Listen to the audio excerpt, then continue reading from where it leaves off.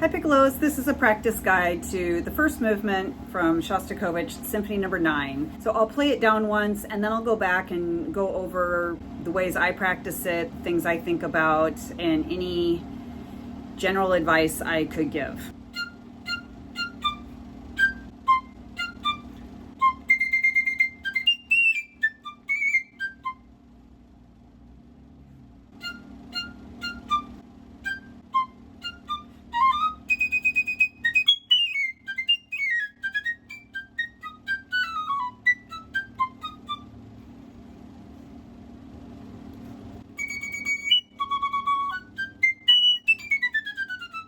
The beginning, the Fs, of course, it's very easy for those to split. I try to be looser than I normally would just in case. And just for, I think it's psychological. Sorry, I don't have my normal earplugs, so I cannot even hear myself talk. Anyway, just got to make do. At the let's see, what was I saying? Oh yeah, I find that I'm doing F, like I just do this tap thing. I think that just helps me psychologically, like it's going to be there. Like that just works for me. I'm sure I could do it without.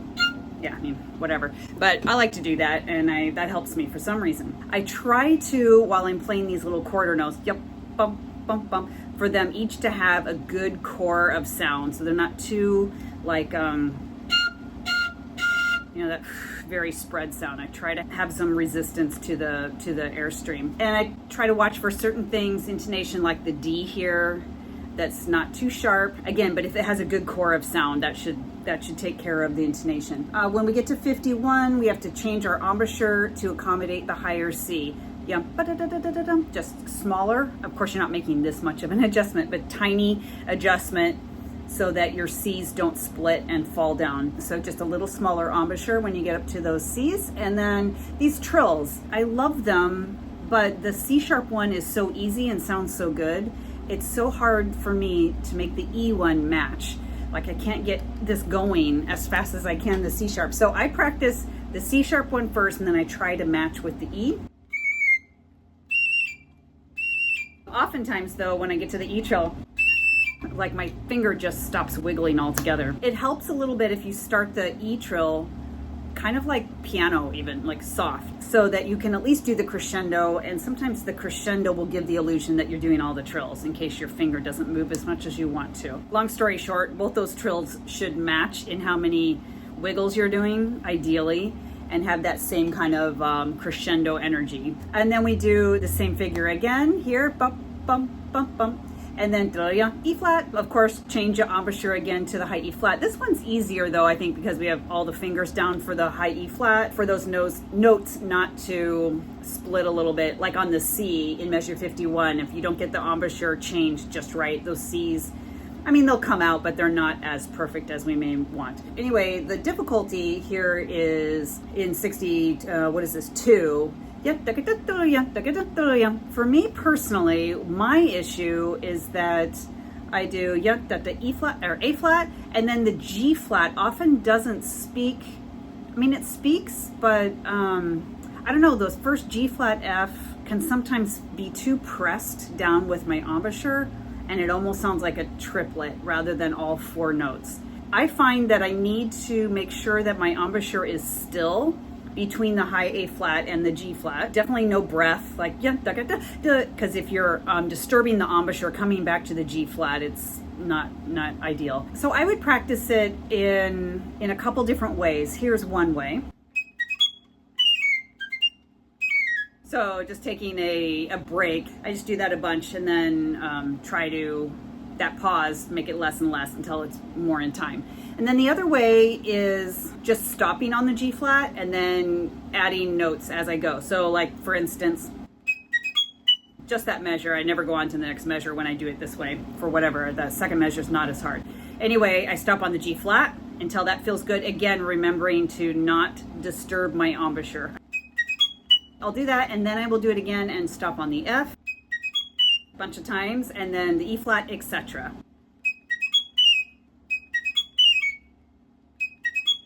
These notes that we land to off of the slur, the C or the A flat, ideally they're supposed to be kind of like not as short as the notes with dots.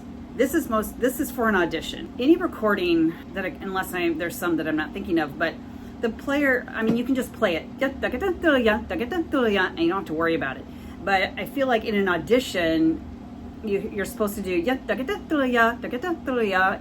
a little bit longer so that it's different than a note with a dot. Like, oh God, that's the perfection needed for auditions. It's like, it's not necessarily musically, whatever. That's a whole nother video. Okay, and then over at here on the C sharps, I always do the alternate. I think in the moment when you're playing, for me anyway, they're a little sharp, but I don't care. I just like the tone color of with the C sharps with the alternate. But you could test on your own piccolo. But I do the alternate to regular F sharp, and then just regular C sharp for the lower one, making sure to try to listen to that the octaves are the same C sharp, just an octave apart, that they're the same. It's easy to do the higher C sharps kind of sharp, especially if you're using the alternate, and the lower C sharps to be kind of like on the flat side. So you don't want that extension of the octave to be obvious. And then this, I do just a little accent with the vibrato, not too much, because I'm really afraid of losing the F sharp. And when I played it just now, or when I played it at the beginning, I believe I did regular F sharp. And I remember when I got there, I thought, oh God, which F sharp am I doing? I think I normally would do the middle F sharp just because it's safer. It's always going to be there. It's a tiny bit flat.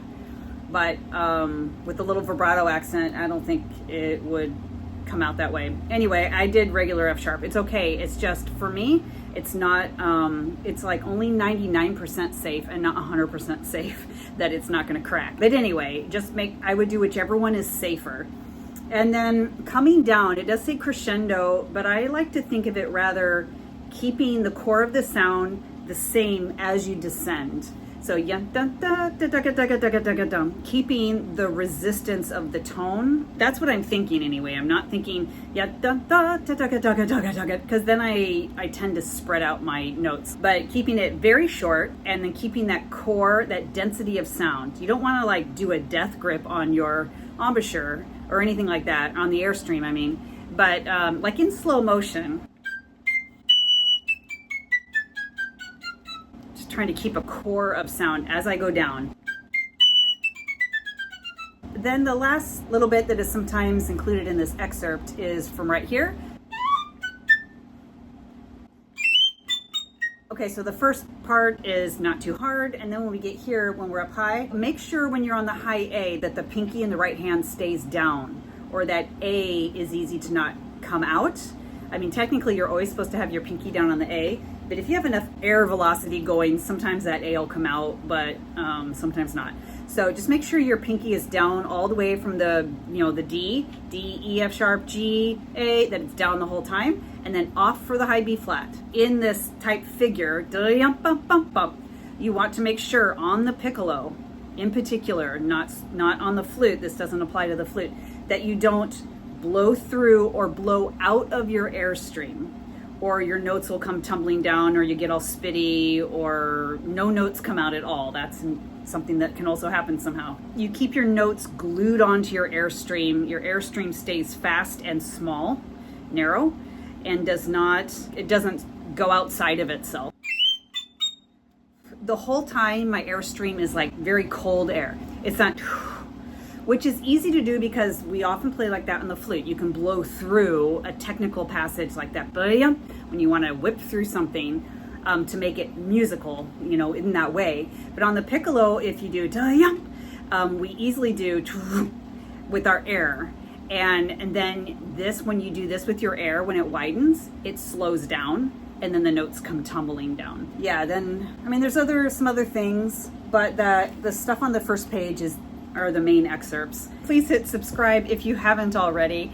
I have an ongoing playlist of these practice guides, almost all for piccolo, so you would get that notification when I get the next one up. And also you might want to go back and look what I have posted already. There's 50 some odd of these practice guides. There might be something that you're interested in or that you're working on right now. Thanks for watching this video, and happy practicing.